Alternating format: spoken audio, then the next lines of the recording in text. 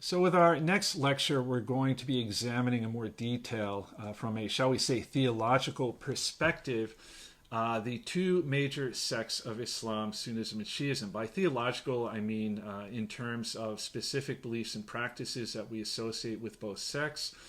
And so a few things we might say in general about that. I mean, on the one hand, we should note that while there are many beliefs and practices that are pretty consistent throughout Islam, many of them shared by Sunnis and Shiites, but also if you're talking just about one or the other, that we find consistently throughout the world. But having said that, you find a lot of variation as well.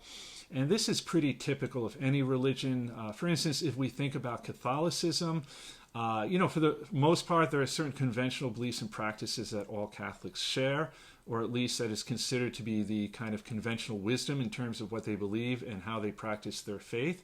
But you also find a lot of variation, for instance, between how Catholics in, say, Mexico practice their faith compared to Catholics in Ireland or Poland.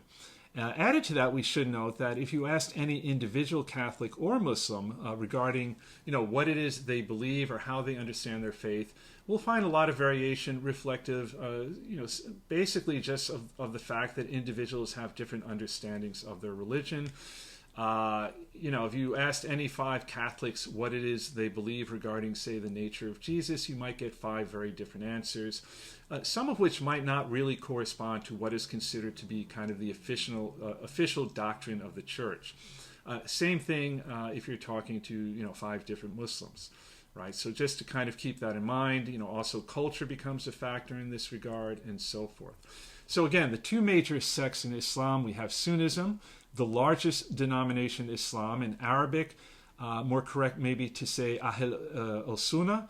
Ahl al-Sunnah meaning the house or, the people who make up that house who follow the Sunnah or practice of the Prophet. The basic idea that they look to the example of Muhammad in order to know what should constitute correct belief and practice. And then against that we have Shi'ism or Shia Islam, which roughly 10% of Muslims worldwide ascribe to. And we already mentioned that the term Shia coming from the word for partisan, as in followers of Ali, Shi'at Ali. Here the idea is that they kind of looked to Ali and his descendants, and we're going to learn more about that very shortly, known as Imams, in order to know what correct belief and practice should constitute. And in fact, we're going to start with a more detailed examination of Shi'ism because in many respects, Sunnism, which roughly makes up 90% of Muslims worldwide, kind of developing in response to Shi'ism, right? In the sense that, the mainstream is going to reject many of the ideas that we associate with Shi'ism, but then they're going to have to come up with their own alternative, in particular, regarding how to know what it means to be a good Muslim, what correct belief and practice is, if you're basically not looking to Ali and his descendants. Now, before we look at Shi'ism more closely, only to note that what Shi'ism and Sunnism share, much greater than what divides them. Both the Quran is the foundational text, and it's pretty much the same Quran, which of course you might remember literally the recitation, a collection of the prophecies received by Muhammad.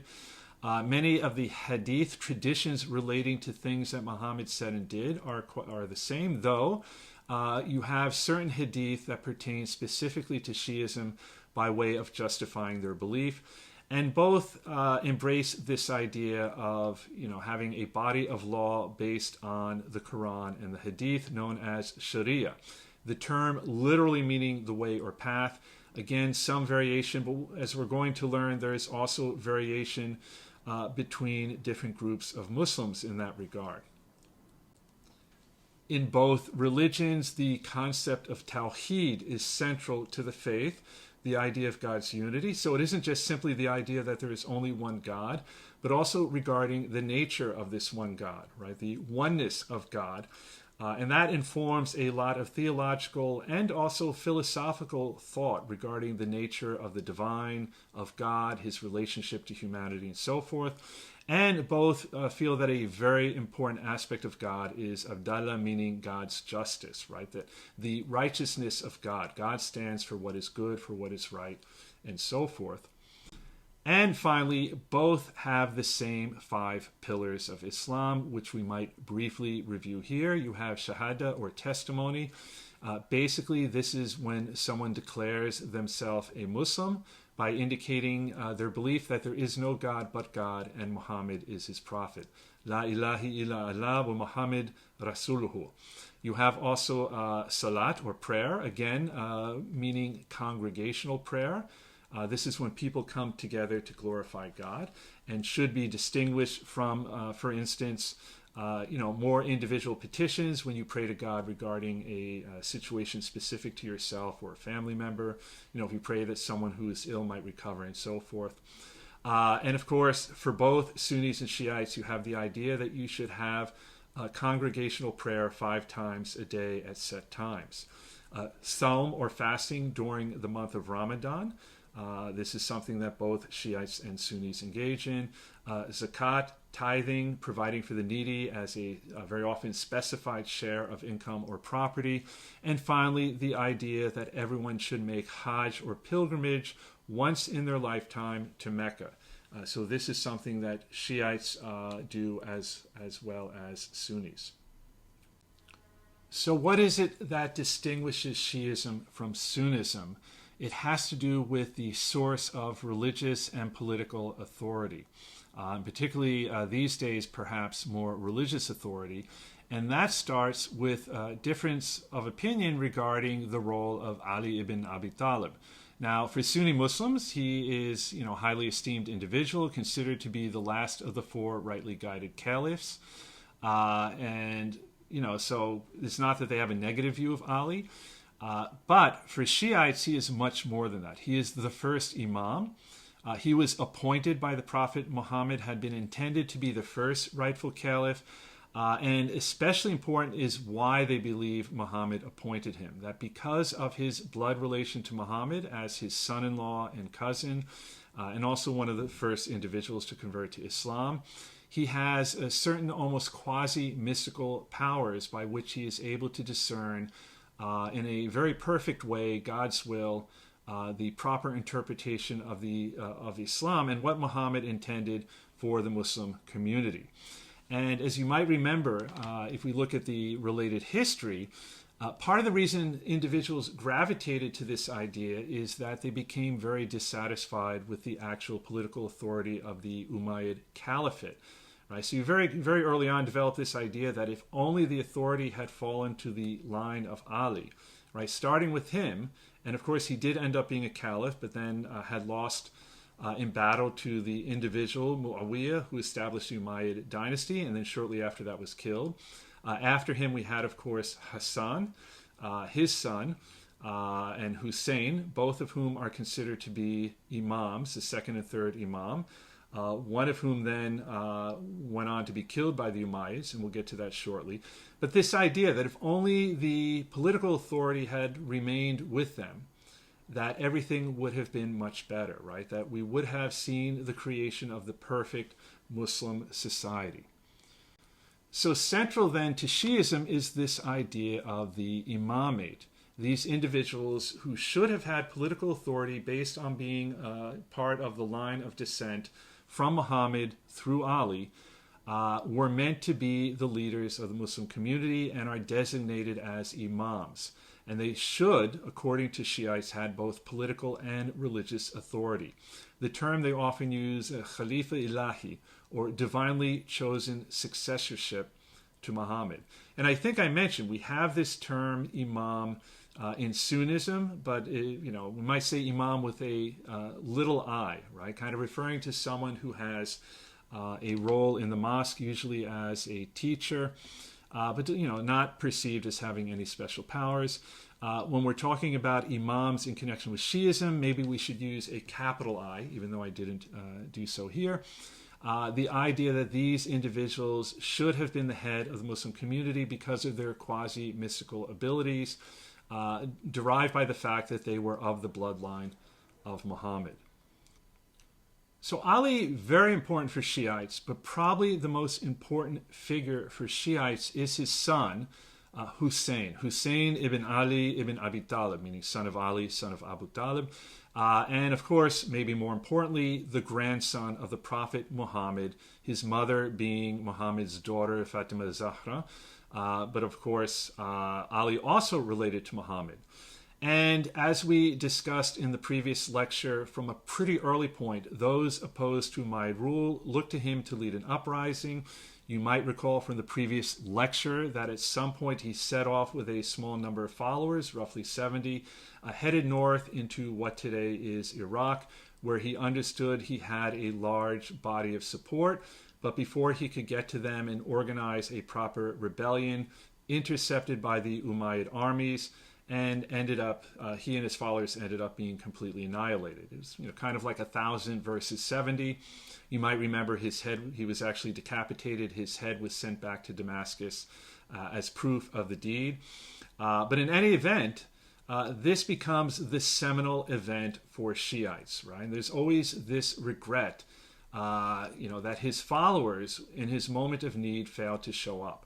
Right? So, in theory, they could have shown up at the Battle of Karbala. They failed to do so. And until today, Shiites carry tremendous regret that they failed to do so. And his body today buried in Karbala, which has now become a very important shrine, a center of worship and pilgrimage for Shiites. The Battle of Karbala, of course, taking place in 680. And again, this is the seminal event for Shiites. They commemorate this event. It's a very sad commemoration every year during the month of Muharram. And, very often demonstrating their regret famously through self-flagellation. We should be careful. That kind of thing does happen, but not as much as is sometimes conveyed in the Western media. And very often when it does happen, it's kind of more for a theatrical effect than people. Self-flagellation mean kind of like whipping yourself. Or visiting bodily harm upon yourself, but very often it's done kind of more in a theatrical way. They also commemorate the occasion with theatrical productions recreating the battle.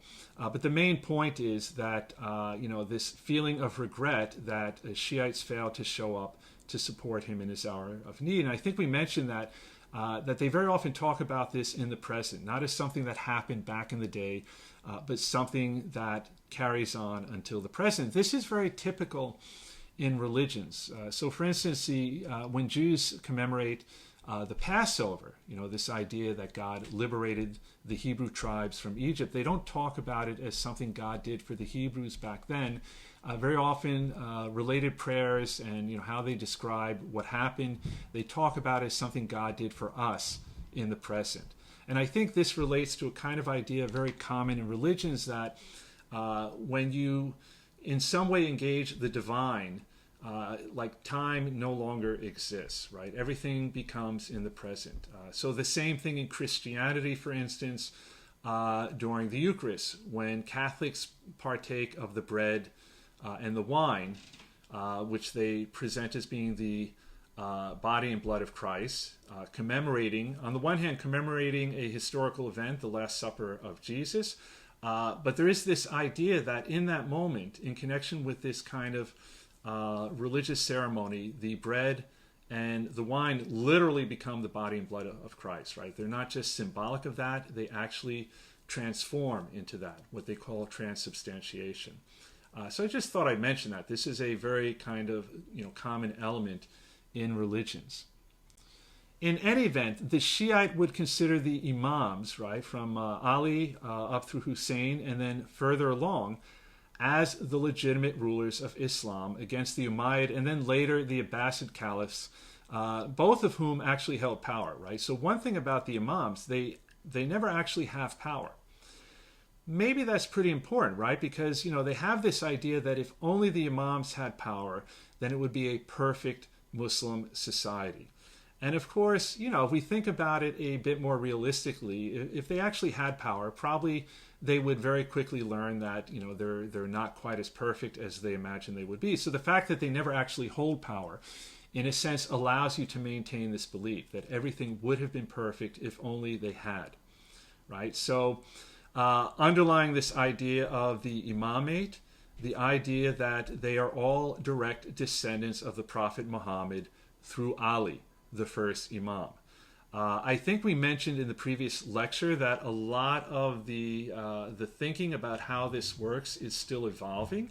Early on, we might better refer to these individuals as proto-Shiites. There are some who advocate for other lines of descent than that running through Ali. That was something you might remember that the Abbasids were able to take advantage of by claiming to be descended from Muhammad and therefore gaining the support of these proto-Shiites to overthrow the Umayyads, but then later revealing that they weren't actually descended from Muhammad through the line of Ali, but rather in connection with Muhammad's uncle, Al-Abbas. But eventually, they kind of settle on the idea that it really should be through the line of Ali, who is the first Imam, and then after that, his descendants, who become the second Imam, Hussein, the third Imam, and so on down the line. Finally, again, to note that if you see the term Imam being used in connection with Sunnism, they are really just referring to a prayer leader or someone who might provide religious instruction in the mosque.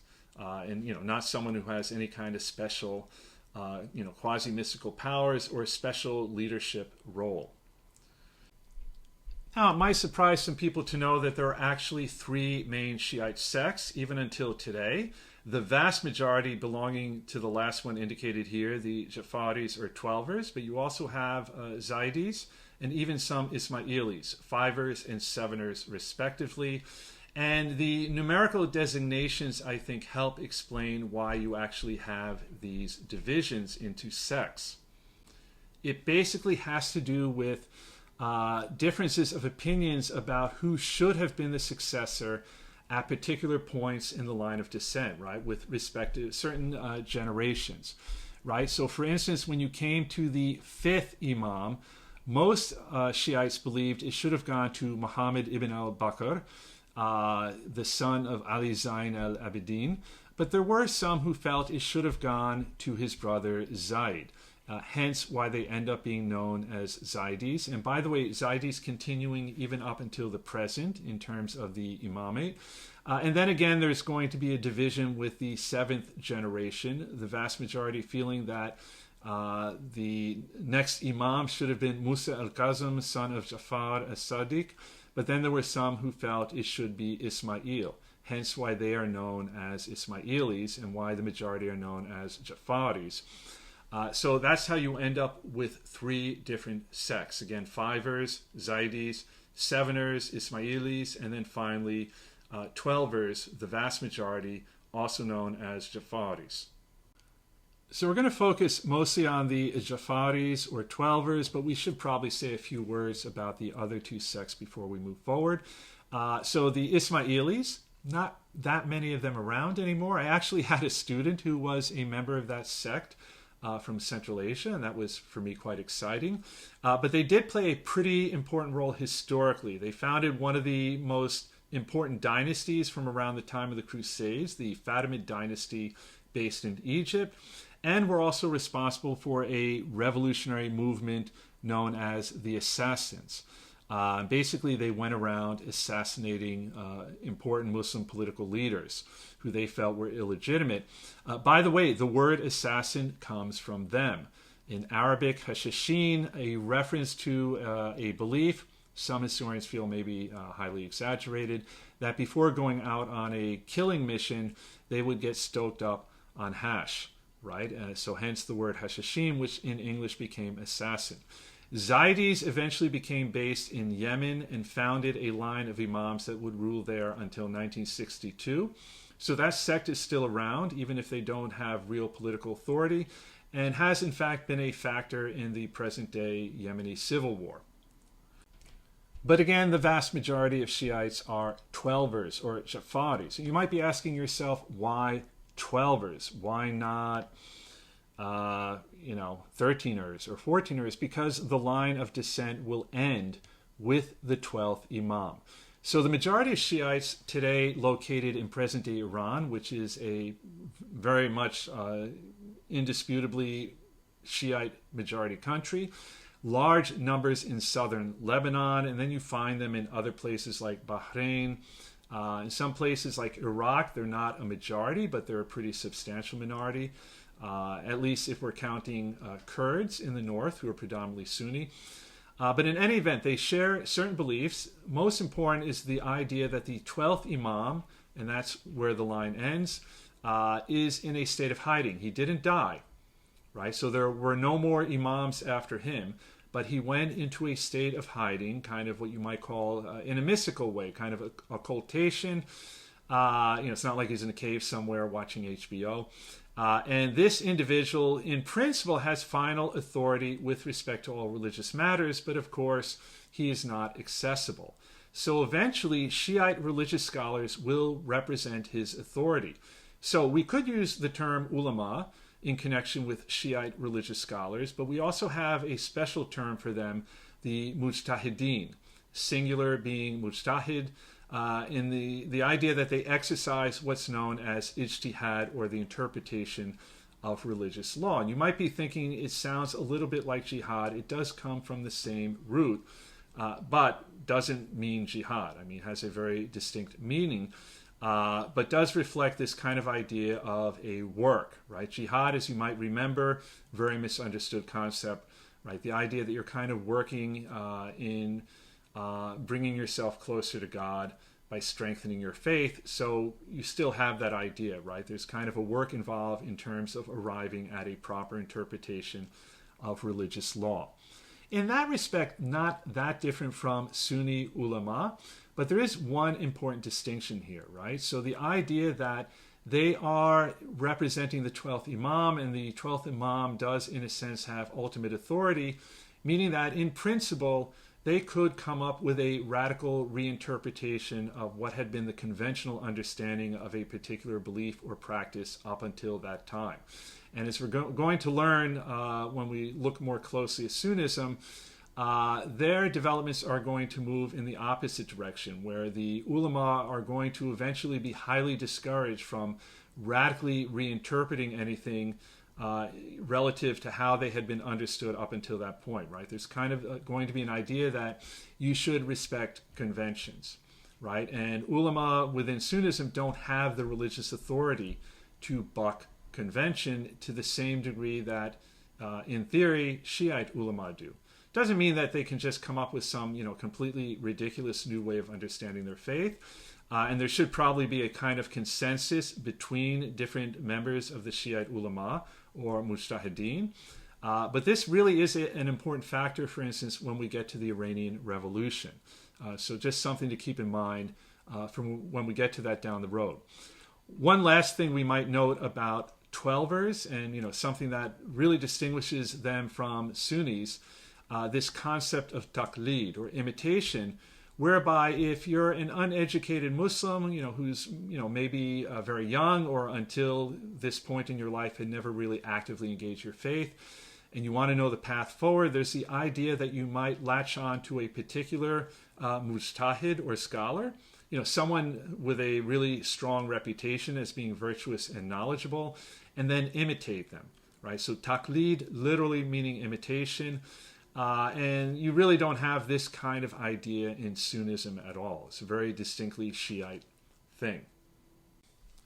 So that brings us back to Sunnism, which, as I mentioned at the beginning of this lecture, in many ways is going to develop in reaction to Shi'ism, right? So you have this, kind of set of beliefs and related practices in Shi'ism concerning political and religious authority, that these reside with one individual, the imams, that they have certain quasi-mystical powers that kind of justify that perfect knowledge of Islam and so forth. So they're rejecting those ideas, right? Which means, of course, they can't look to the imams to provide guidance, which means now they have to figure out, well, then how do we know? How does the mainstream know what constitutes correct belief and practice? And that is going to end up evolving into what constitutes Sunnism, right, in terms of how they address that question.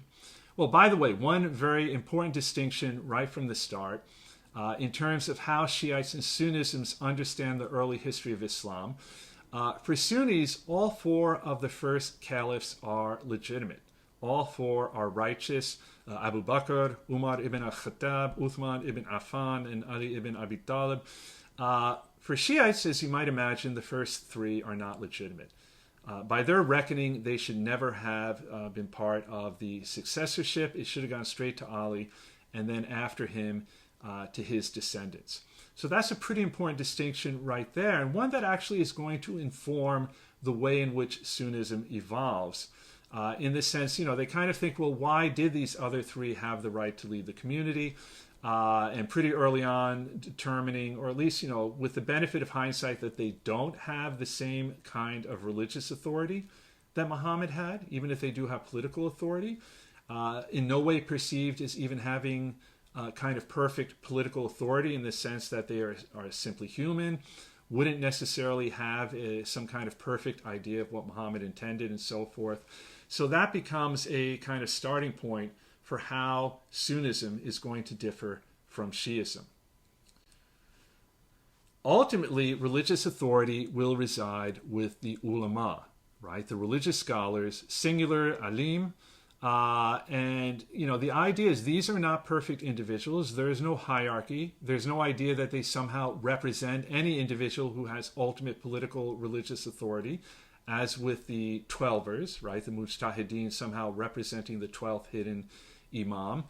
That means, for instance, that there are often really strong differences of opinion about what constitutes correct belief and practice, a lot of debate going on, some room for variation.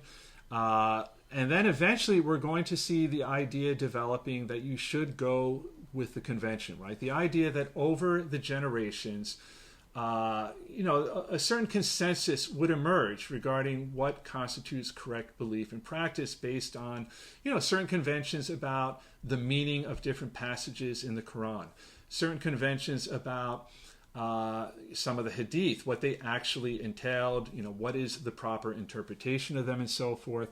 And eventually the idea developing that, innovation in this regard is something to be discouraged. And we'll get to that in a bit, right? But that is going to be how the ulama basically function in Sunnism, right? Very important is going to be the idea of consultation. You might remember that the early caliphs were chosen through consultation between the political and, to some degree, religious elites within the Muslim community. So very often coming together in a shura or consultative council. The other term we should always keep in mind, the ummah or religious community. So in connection with this idea of adhering to convention, we have this idea that develops pretty early on in connection with the Hadith. This idea that apparently according to Muhammad, he said that the religious community will never be wrong. Right? And what he really meant is probably, first of all, referring more to the ulama, but the idea that whatever consensus they arrive at would, in a sense, be God's will working its way through the community. Right? If they arrived at a particular consensus, it was kind of meant to be.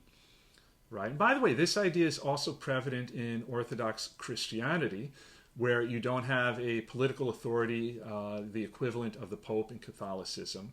Right? Again, really referring to kind of, religious figures like the ulama, the equivalent of that. But the idea that, certain conventions would emerge over several generations, and that really does reflect God's will working within the community. That also means that if there is a consensus to alter things in some ways, that it might be legitimate. But again, there is going to be this kind of idea of, discouraging bucking convention, right? There's kind of an idea also that as you move further and further away from Muhammad, likely you're going to get it wrong, right? If earlier generations who were closer in time to Muhammad had a certain understanding of certain hadith passages in the Quran and so forth, probably a good reason for that. You really shouldn't go against that. Now, by the way, there still is going to be tremendous scope for interpretation. And most relevant in this regard is going to be Sharia or Islamic law, which basically is the application of this process, right? The ulama interpreting the Quran, the Hadith, in order to deal with different situations in the community. Sharia very misunderstood, I think, in quote-unquote Western cultures, right? We tend to focus on a small number of laws, very often reflective of practices in, kind of more extreme societies like Saudi Arabia. Sharia is really pretty broad, right? It reflects this whole process, body of law that is vast in scope and with respect to which there is often tremendous flexibility. So, for instance, if you are a qadi, a judge, an Islamic judge, let's say we're talking about the medieval period, you don't really have Islamic courts of this kind around anymore in most parts of most Muslim majority countries, by the way. But, let's say we're talking about the medieval period. So you would have to make rulings regarding various cases that are brought before you within the community. And probably your guiding principle would have been, how best to resolve the conflict with minimal disruption to the community, right? The idea isn't to be disruptive. The idea, in fact, is to try and find a ruling that would resolve tensions as quickly as possible and probably in a way that wasn't particularly harsh to any individual. And there is tremendous scope in terms of which hadith you would actually apply to any given situation, specifically how you would interpret it. In some ways very similar to how a court of law works today in the United States, right? The idea of precedence, that you would look to see how certain hadith were applied in the past. But by the way, there might be a vast number of hadith from which you might choose. You would probably choose the one that would allow you to arrive at a ruling that, again, was designed to resolve the conflict in a way that was as amenable to everyone concerned as possible. We're going to look at that more when we look at developments within Islamic civilization coming into the medieval period. When you have kind of this fully formed Islamic civilization that has started to emerge. In the meantime, we should mention one other sect, the Kharijites, in Arabic Khawarij, literally meaning those who go out. So this is an Islamic sect completely distinct from Sunnis and Shiites, basically one that no longer exists. And this started with those who initially had been followers at Ali and became really disappointed when he didn't continue to prosecute the battle against Muawiyah, the Battle of Siffin, you might remember. And eventually one of them had him assassinated, right? They felt that it had been God's will that he should have been the Caliph, and that therefore he was rejecting what God had intended for him when he agreed to a truce. So it was a Kharijite who assassinated Ali on account of his willingness to negotiate with Muawiyah, the founder of the Umayyad dynasty. They eventually developed this idea that the leader of the Muslim community should be the best Muslim. They were able to establish their political authority over relatively limited territories, particularly in North Africa. They had some success among the people there known as Berbers after they converted to Islam. But as you might imagine, this would have been very problematic, right? I mean, how do you decide who the best Muslim is? There would have been a lot of power struggles in that regard, often between different individuals who felt that they were the best Muslims. Very subjective, kind of idea in terms of how do you measure that. And that might be why eventually they kind of died out.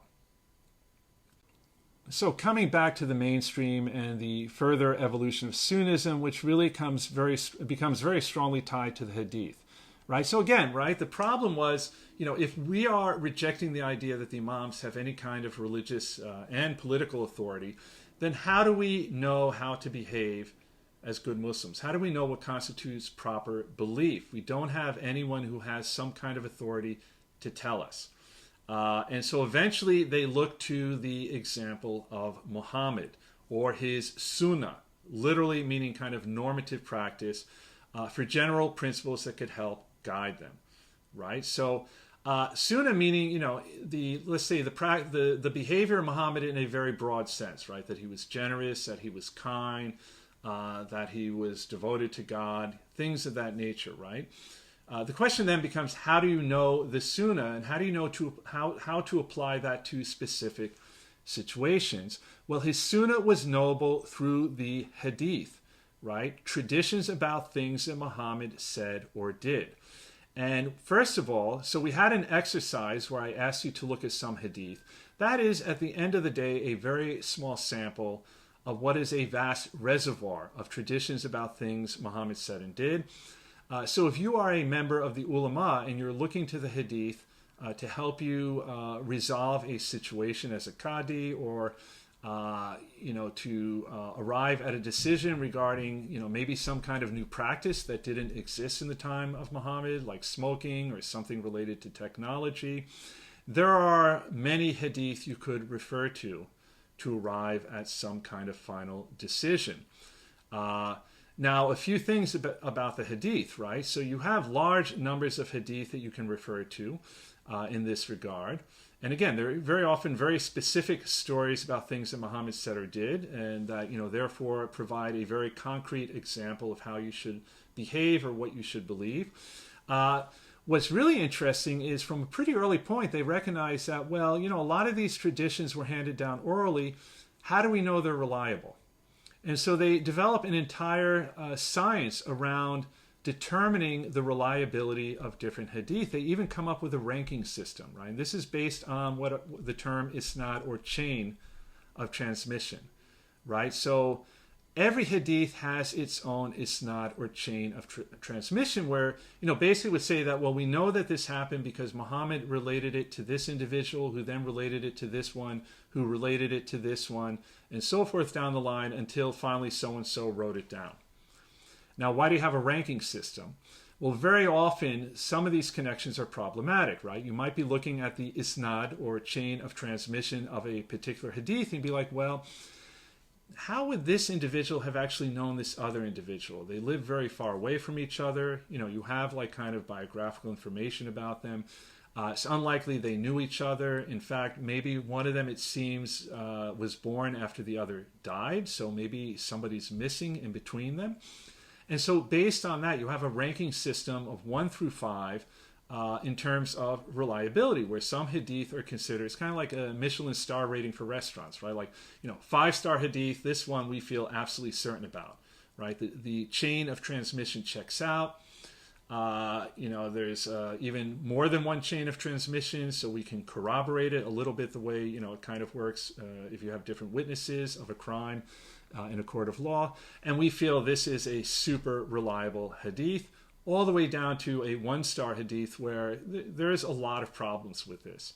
We're not saying that it isn't something Muhammad said or did, but be mindful of the fact that, the isnad has a lot of gaps in it, right? So, that's very interesting, I think. It kind of speaks to a kind of almost scientific approach to how they think about, information being handed down in terms of reliability that, has a certain kind of religious function, right? So, very often we think, everything in religion, texts related to religion are, considered to be sacrosanct, that they can't be questioned. Well, here we can see that Muslims are actually, Muslim scholars, members of the ulama, very thoughtfully engaging these traditions that are being handed down, and recognizing that, some of them might not be entirely reliable.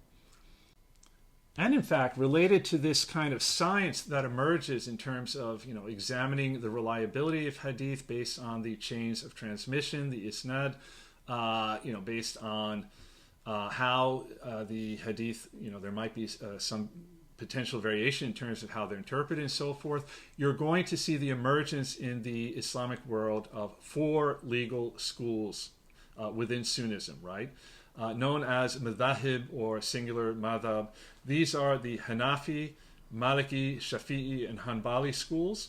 So a few things about this, right? We don't want to exaggerate the differences between the two, but very often, in terms of how each school interprets the Quran, the Hadith, the kind of Sharia, or body of Islamic law that emerges, there could be some variation, which means that you could end up with different rulings for the same case depending on which school you went to.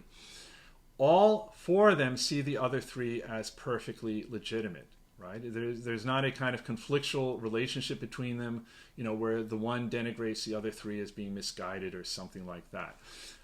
So usually in any particular part of the Muslim world, one or the other would dominate. There would be one really dominant legal school, But you might find courts here and there representing the other three, which means, in fact, that as an individual Muslim, back in the day, in the pre-modern world where Sharia was basically the law of the land, and if you had an issue, you had to go to an Islamic court. And again, most Muslim majority countries have non-Islamic courts that are very similar to how we imagine courts in the United States or in parts of Europe. But back in the day, you might have shopped around, right? So, for instance, if you were bringing a case before the judge involving, say, inheritance, you might recognize that, I think, the main legal school around here is the Hanafi school, but I think I'd get a much more favorable ruling if I went to the Shafi'i school. And that would be perfectly fine. I mean, of course, the other individual involved might want to go to the Hanafi school, but very often people would shop around based on what kind of outcome they anticipated, what they were hoping for, and so forth. I should also mention, on the subject of Islamic courts, non-Muslims, mostly Christians and Jews, not obligated to go to Islamic courts unless the case involved a Muslim. Meaning most, kind of civil cases, many commercial cases, certainly things pertaining to the family, inheritance, and so forth, generally would have been regulated by Jewish and Christian courts.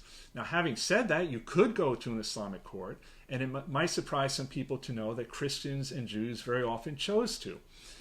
If they, for the same reason, basically shopping around, if they felt that for whatever reason they might get a more favorable ruling by going to the Islamic court, which in many ways also functioning as a state court, they might choose to do that. So for instance, if it involved inheritance, particularly for instance, if you're a woman, Islam much more favorable in terms of inheritance with women than Christianity and Judaism at this time.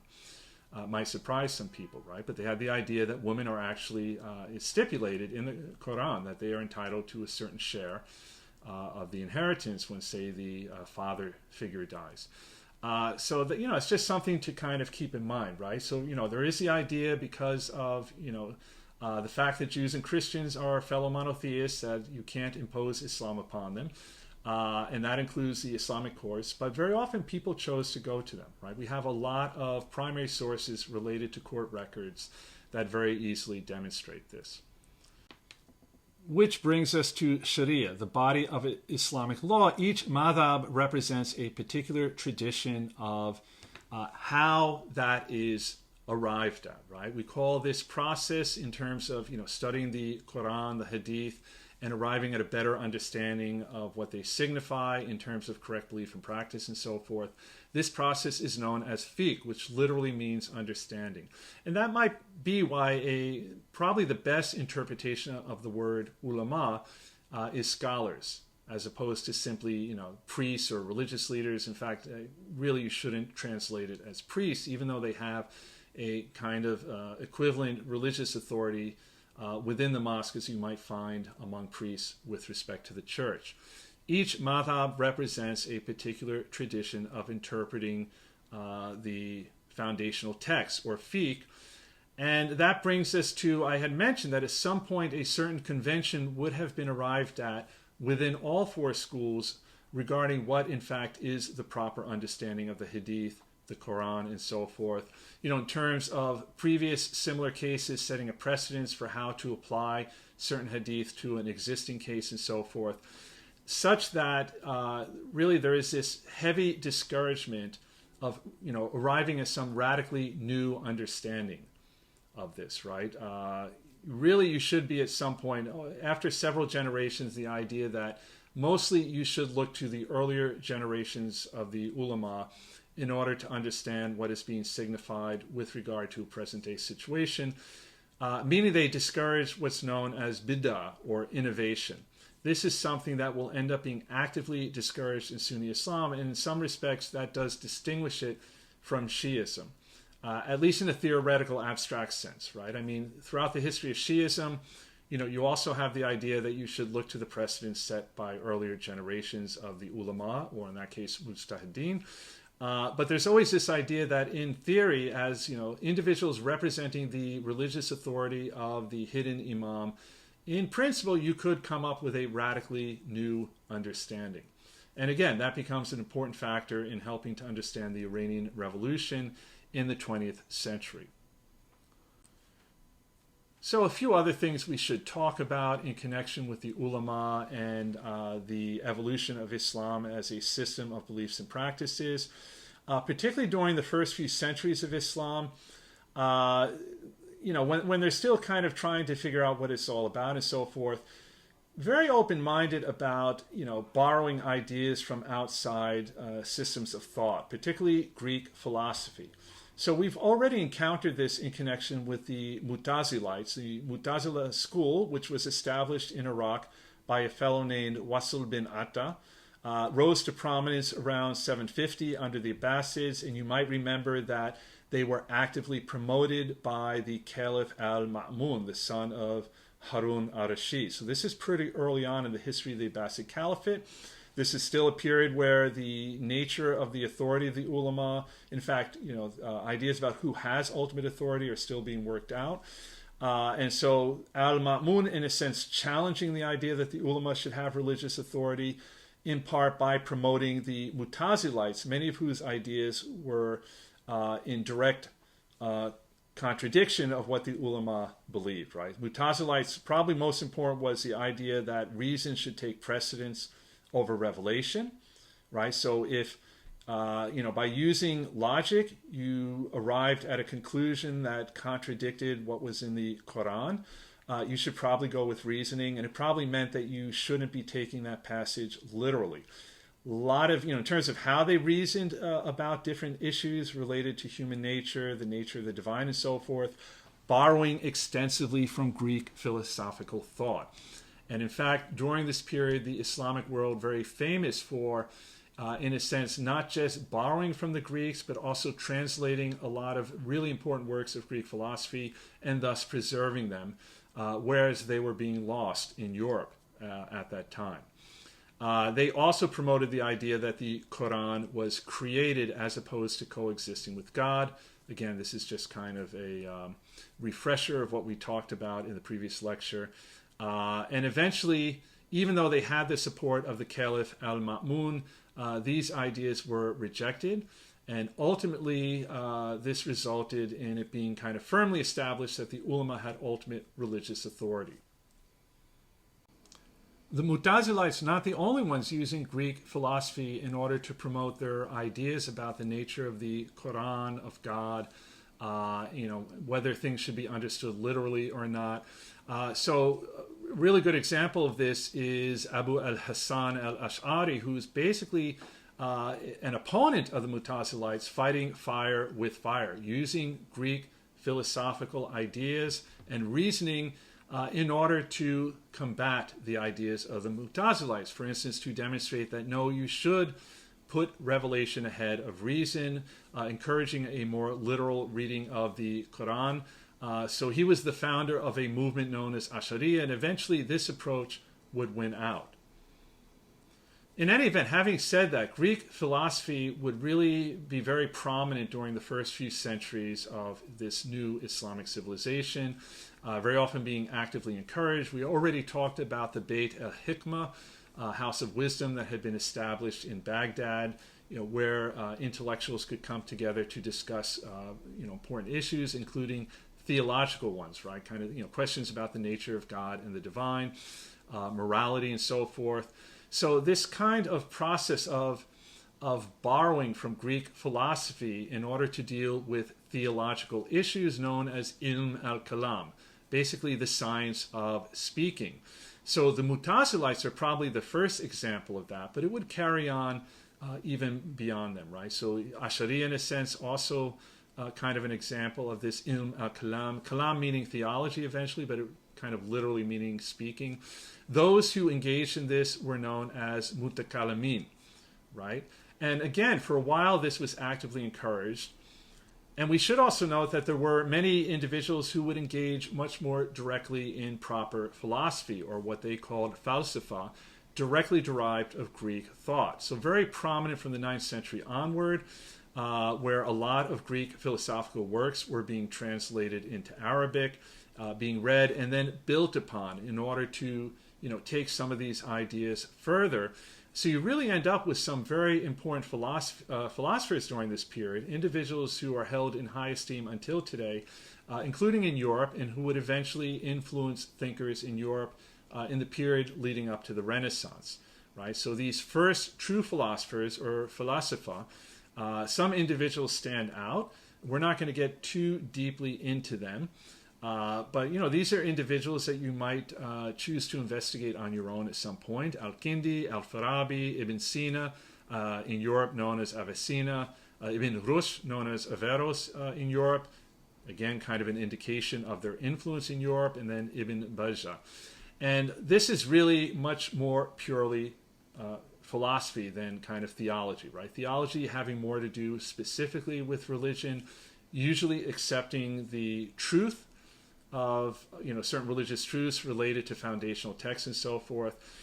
Some of these philosophers are actually going to directly challenge the reliability of the Quran, in some cases arguing that the stories in the Quran are mostly myths meant for more kind of simple-minded individuals, that these are necessary in order to impose systems of morality on people and so forth.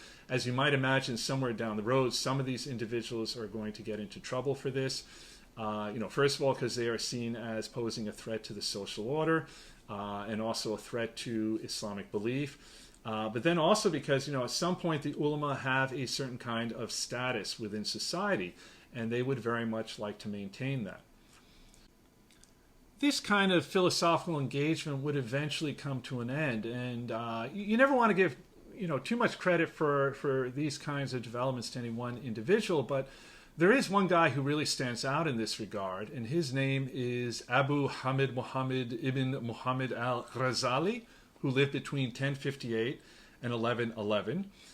So this individual proves to be really adept at philosophical engagement. Like, he really studies very deeply the various Greek philosophers, what some of these Muslim philosophers were coming up with, had a really deep understanding of this philosophical engagement, and then is going to use that knowledge in order to bring it to an end.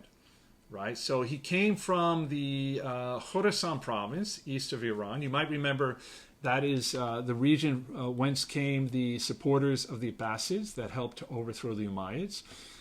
In a sense, you could say he's not just a philosopher, but also a theologian, and, by the way, also a mystic, in the sense that he will adopt Islamic mysticism at some point, Sufism, and we'll get to that in a future lecture. But again, the thing he's most famous for is using philosophy to basically prove that there is no point to this kind of philosophical engagement, and basically bringing it to an end. Related to which his most famous work was the Tahafut al-Falsafa, the incoherence of the philosophers. In this sense, we might translate it also as, the nonsense of the philosophers. It just turns out that he was so good at philosophy that he was able to use it to bring an end to philosophical speculation.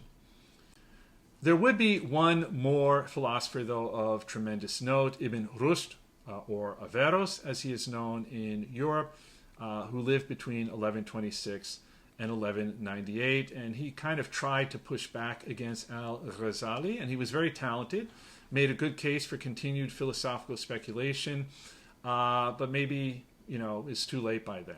So he came from what today is Spain, born in Cordoba, but then part of the Islamic world, eventually migrated to what today is Morocco, died in Marrakesh. So you could say he's not just an Arab philosopher, but also Andalusian. By the way, also a physician. He was a contemporary of individual considered to be possibly the most important Jewish philosopher from the Middle Ages, Maimonides.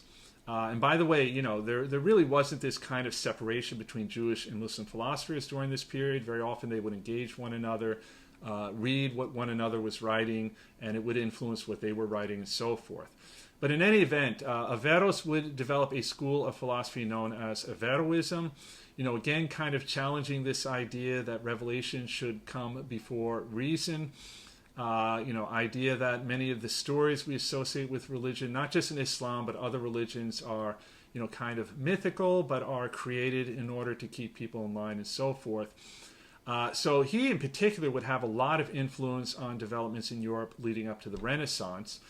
And in general, it is worth noting that the preservation of Greek philosophers into Arabic, much of which ended up being lost in Europe for centuries, so they ended up preserving this material, and then eventually it would be translated back into European languages and kind of rediscovered in Europe.